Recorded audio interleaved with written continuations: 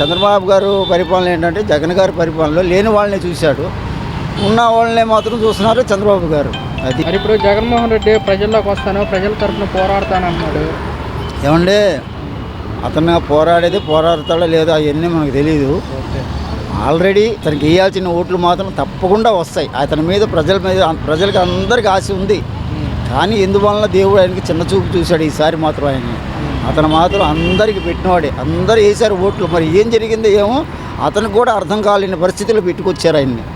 అది మాత్రం జగన్ గారి పరిపాలన మాత్రం హ్యాపీ. ఎందువలన అంటే ప్రతి ఒక్క వాలంటరీ వచ్చి ఇంటికి వచ్చి మీకు ఏమి కావాలని చెప్పి రాసుకుని వెళ్ళటం, తీసుకుని వెళ్ళటం అన్నీ జరిగాయి. తాలూకా ఆఫీస్ దగ్గరికి వెళ్ళే పని లేదు, సచివాలయం దగ్గరికి వెళ్ళే పని లేదు.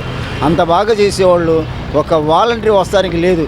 అస్సలు మేము చెప్పాలంటే ఉండి తిండి లేని వాళ్ళు తల్లిదండ్రులని బిడ్డలు చూడకపోయినా సరే జగనే మా తండ్రి అని చెప్పుకొని ముసలివాళ్ళు, ఆడవాళ్ళు, వీళ్ళు ముసలోళ్ళు దాచుకుని ఆ డబ్బులే నెలంతా తినేవారు వాళ్ళు. ఇవాళ దాని గురించి చాలామంది ఇబ్బంది పడుతున్నారు. ఎన్నో పథకాలు తీసేశారు ఈయన వచ్చిన తర్వాత. ఈయనకి అదే తేడా. జగన్మోహన్ రెడ్డి ఉన్నప్పుడు ఎలా చేశాడు, రాజశేఖర్ ఎలా చేశాడు, జగన్ ఎలా చేశాడు, బ్రహ్మాండం చేశాడు. ఏమడగమ్మా ఈరోజు ఎట్లా ఉందంటే ఇసుకలో అంటే జగనే చేశాడు. జగన్ బంగారం చేశాడు. చాలా నా గొప్పటి గురించి ఎంత చెప్పాల్సిన అవసరం ఎంత చెప్పినా చాలు. జగన్మోహన్ రెడ్డి నెంబర్ 1.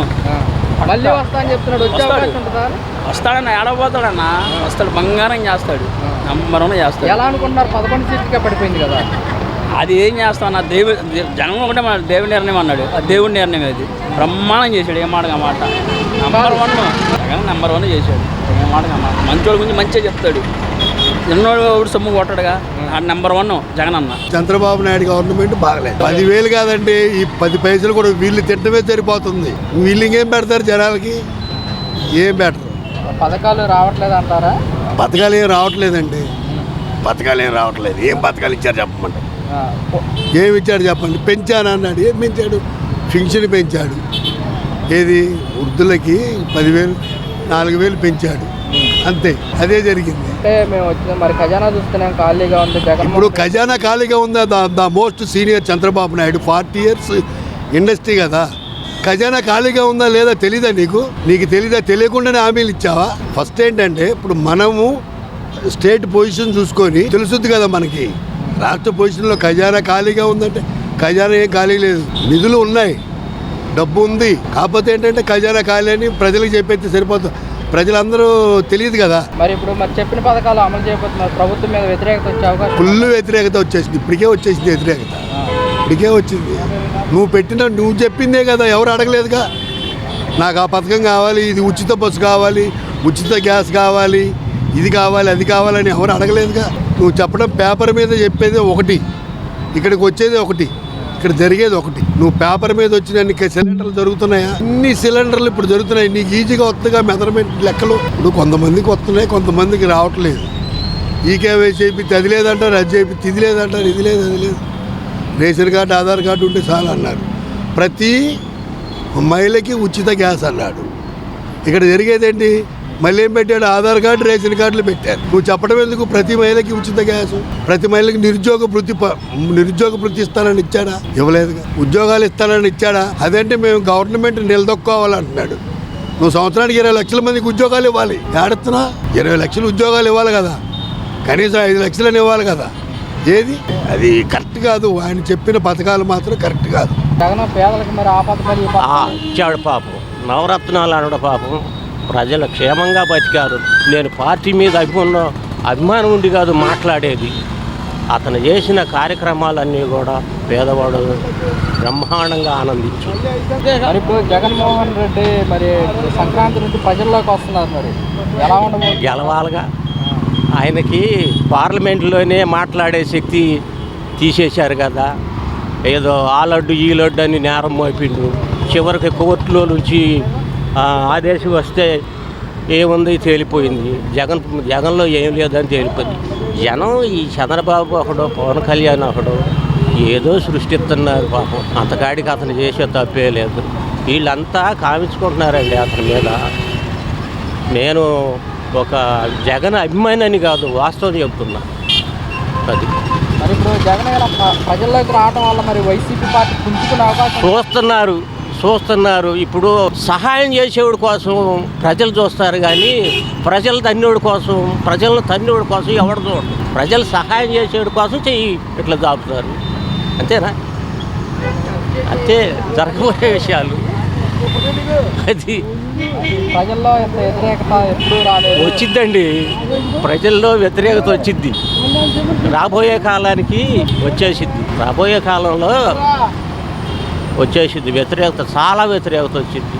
ఏదో వేశారు అనుకోకుండా ఈవీఎంలతోనో దేనితోనో వచ్చేసారు, అయిపోయింది. జగన్మోహన్ రెడ్డి గారు రైతుల తరఫున మొన్న రైతులకి పోరుబాటు అని చెప్పేసి కార్యక్రమం చేశారు. ఎన్నికల ప్రచారాలు 20,000 ఇస్తామని చెప్పారు, ఇంకా ఇవ్వలేదని చెప్పారు. అతను ఏదైనా చేయగలిగితే చేస్తాడు. ఒక మాట చెప్పి దాన్ని ఉమ్మి చేయడు, దాన్ని మోసం చేయడు అతను జగన్మోహన్ రెడ్డి. ఇక్కడ పరిపాలన బాగోలేదు. ఆయన అందరినీ మోసం చేశాడు. ఇస్తా అని చెప్తున్నాడు, ఆదాయం లేదు. ఆదాయం వచ్చిన తర్వాత ఎక్కడి నుంచి వస్తుంది ఆదాయం ఏ ఊరి నుంచి వస్తుంది? హైదరాబాద్లో ఉన్న ఆస్తులు రావాల్సిన మన వాటా అక్కడే ఉన్నాయి. వాళ్ళు ఎవరు తాడు మోడీ గారిని అడుగుతుంటే మోడీ గారు ఇవ్వడం, మనకి ఇచ్చే వాటా ఇస్తాడు. ఆయన ఇది ప్రజలే పిల్లల చదువులకి డబ్బులు లేవు, పింఛని వాళ్ళగా మాకు ఇవ్వట్లేదు సరిగ్గా వాళ్ళు అంటున్నారు. రకరకాలుగా చెప్తున్నారు. ఎవరు మాట నమ్ముతారు? మోసం చేసావు, చెప్పావు, అది ఇస్తా ఇది ఇస్తా అన్నావు. పథకాలన్నీ ఏ పథకం రైతులకు లేదు. రైతు భరోసా మరి ఇవాళ ధాన్యం అదివరకు 1700 కొన్నారు, 1650కి. ఇవాళ 1400, 1500కి ఇవాళ కొంటున్నారు. మేము డబ్బులు ఎమ్మటే అంటాం, ఇస్తున్నాం. డబ్బులు ఎమ్మటే ఇచ్చి 1400కి ఇస్తే 200 పోయినట్టేగా. మరి రైతులు అందరూ బాధపడుతున్నారు. అది ఆలోచించుకోవాలి. ఆయన ఎక్కడ సృష్టిస్తావు? ఇప్పుడు నీవు ఒక్క కొడుకుతో నువ్వు ఆపేశావు. ప్రజల్ని పిల్లల్ని పుట్టి జనాభా నాకు ఓట్లు వేయాలంటున్నావు అంటే నువ్వు పుట్టకూడదా? నీ కొడుకు పుట్టకూడదా? ఒక్కడితోనే ఆపాలా? అది నువ్వు ఏ రకంగా సంపత్తి ఎక్కడి నుంచి వస్తుంది సంపత్తి? ఇప్పుడు ఓడరేవులు తయారు చేస్తుంటే దోసు తింటున్నారు, ఆదాన్ని జగను అన్నావు. మరి నువ్వు దాని మీద ఆధారపడాలిగా. మనం ఆదాయం అంటే ఒక ఫ్యాక్టరీ కట్టో లేకపోతే ఇంకోటో నీకు నమ్మి ఎవడో ఫ్యాక్టరీలో రావట్లా. వస్తేనే పనే వాడికి ఇది లేదు. ఉన్న ఉద్యోగాలు డ్వాక్రా గ్రూపులని ఏదో ఒకటి ఇచ్చే ఆధారం చూపిస్తే వాళ్ళందరినీ పీకేస్తున్నావు. ఏ రకంగా నమ్ముతారు? కాకపోతే నీకు ఓట్లు వేసారో నమ్మి 5 సంవత్సరాలు నువ్వు పరిపాలన చేస్తావు.